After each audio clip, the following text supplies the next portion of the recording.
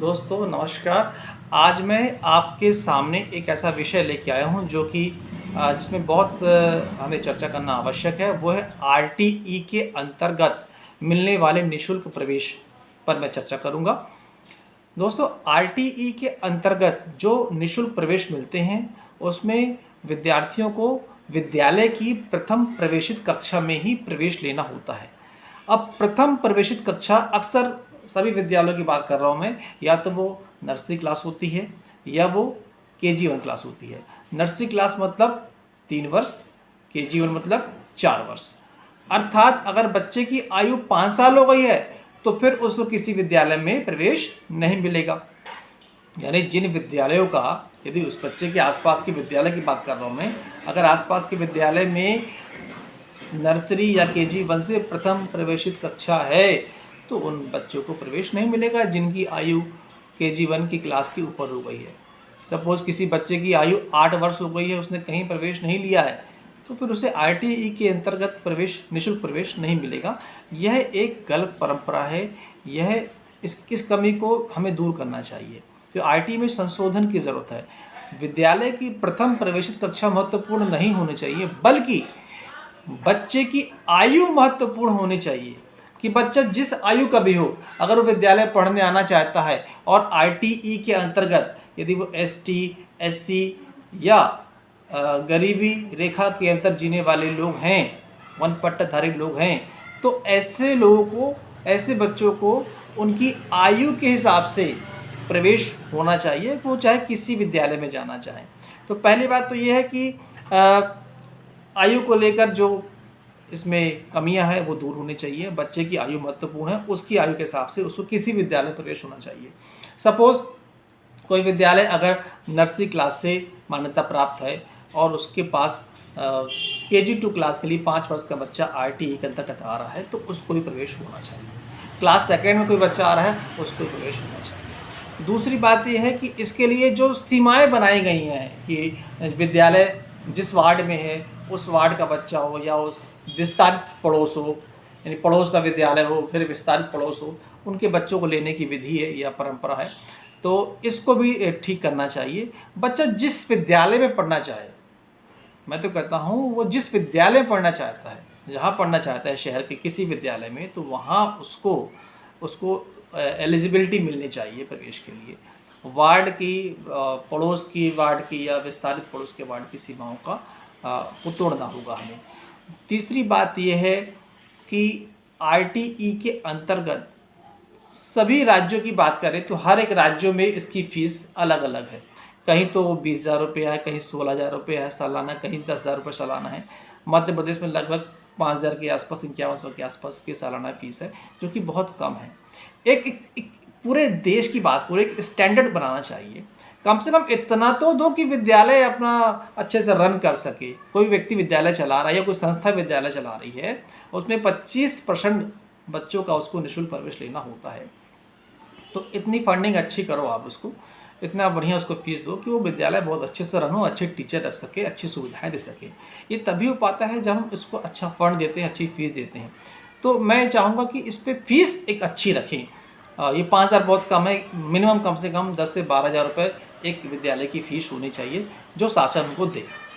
चौथी बात है कि अगर विद्यालय, इसमें चलता है क्या है कि विच एवर इज़ लोअर, अगर विद्यालय की फ़ीस 4,000 रुपये है और सरकार 5,000 दे रही है तो सरकार उसको 4,000 ही देगी, 5,000 फीस नहीं देगी। विच एवर इज़ लोअर चलता है।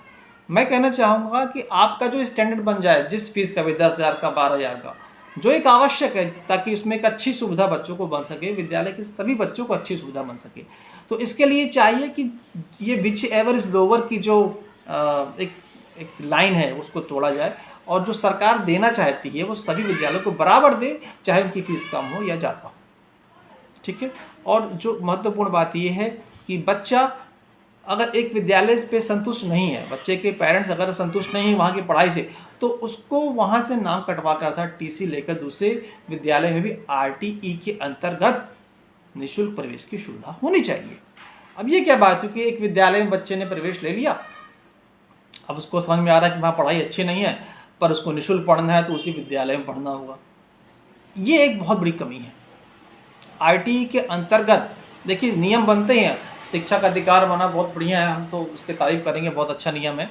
लेकिन समय-समय पर हमको समझना होगा कि हमारे इस विधेयक में या अधिनियम में या किसी कानून में कोई कमी है तो उसको हम संशोधन करें। क्योंकि हमारा उद्देश्य क्या है? हमारा उद्देश्य बच्चे की अच्छी पढ़ाई हो, उसका अच्छा जीवन बने, उसको अच्छे संस्कार मिले, अच्छी शिक्षा मिले और अच्छी सुविधाएँ मिले, एक अच्छा वातावरण मिले। ये इन सब को लेकर ही हमने कोई कानून बनाना होता है या हम कोई कानून बनाते हैं, कोई नियम बनाते हैं, कोई विधेयक बनाते हैं। तो इन चीज़ों की पूर्ति के लिए यदि हमको लगता है कोई विधेयक, कोई कमी हमारे पास है किसी कानून में, तो उसको ठीक करना चाहिए। तो मुझे लगता है कि आरटीई के अंतर्गत जो निःशुल्क प्रवेश की जो प्रक्रियाएँ हैं, इसमें बहुत सारी अभी जो कमियाँ हैं, जो मैंने बताई आपको, कि जैसे कि ऐज लिमिटेशन बच्चे की ख़त्म होनी चाहिए। जो बच्चे की एज है, उस एज के अकॉर्डिंग उसको क्लास मिले किसी विद्यालय में, चाहे वो विद्यालय नर्सरी क्लास से शुरू होता हो या केजी 1 शुरू होता हो या क्लास 1 से शुरू होता हो। दूसरी बात ये है कि उसको जो उसकी सीमाओं के अंतर्गत बाँधा गया है कि इन सीमाओं के अंतर्गत ही आपको अपने वार्ड या पड़ोसी वार्ड या विस्तारित पड़ोस वार्ड में होने पर आपको प्रवेश मिलने का, वो सीमाओं का बंधन खत्म हो। तीसरी बात, फ़ीस का स्ट्रक्चर बहुत अच्छा हो, 10 से 12 हज़ार का हो, ताकि हर एक विद्यालय अच्छी तरह से संचालित हो सके। और चौथा, उसको किसी भी विद्यालय में लगता है कि पढ़ाई अच्छी नहीं हो रही है तो उसको छोड़ के दूसरे विद्यालय जा सके और वहाँ भी उसको आरटीई के अंतर्गत निःशुल्क प्रवेश मिल सके, इसकी भी सुविधा हो। और मैं कहना चाहूँगा कि ऐसे बहुत सी बातें हैं, अगर हम वास्तव में चाहते हैं कि शिक्षा का स्तर अच्छा हो, विद्यालय हमारे अच्छे हों, तो आप मुझे बताइएगा कि विद्यालय किसके हैं?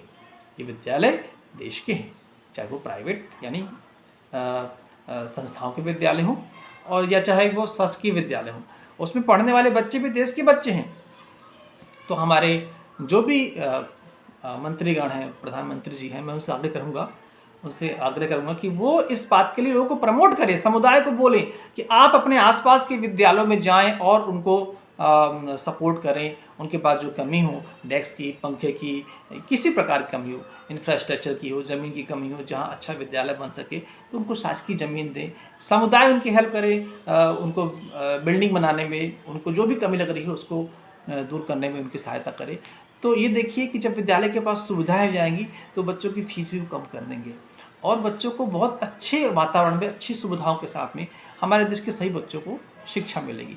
तो मेरा यही प्रयास है अपने वीडियो के माध्यम से कि ये वीडियो आप इतना प्रसारित करें, इतना शेयर करें कि हमारे मुख्यमंत्री और हमारे प्रधानमंत्री और जो भी देश की नीतियाँ बनाते हैं उन तक पहुँचे, ताकि इन चीज़ों में सुधार करके वो जो जिस उद्देश्य को लेकर उन्होंने नियम बनाए हैं, उस उद्देश्य की पूर्ति हो सके, हमारे बच्चों का भला हो सके। बहुत बहुत शुक्रिया, धन्यवाद।